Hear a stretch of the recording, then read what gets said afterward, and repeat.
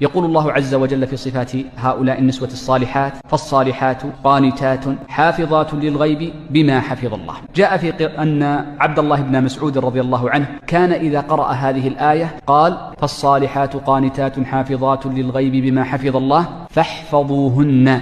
وفي قراءة وفي لفظ أنه قال: فارعوهن. فمن كانت له زوجة اتصفت بهذه الصفات الثلاث فهي التي تستحق الحفظ، وهي التي تستحق الرعاية، لأنها نعمة من الله عظيمة قد حرمها كثير إن لم يقل أكثر الناس. فإنه قليل في النساء من تجتمع فيها هذه الصفات الثلاث التي ذكرها الله عز وجل في كتابه. ومن كانت عنده امرأة قد حوت هذه الصفات فإنه قد حيز له طرف من أعظم متاع الدنيا. وقد صح عند ابن حبان في صحيحه أن النبي صلى الله عليه وسلم قال: 4 من السعادة. وفي لفظ أنه عليه الصلاة والسلام قال: 3 من السعادة. وذكر من هؤلاء الثلاث أو ال4 قال: والمرأة الصالحة التي تسره إذا نظر إليها وتحفظه إذا غاب.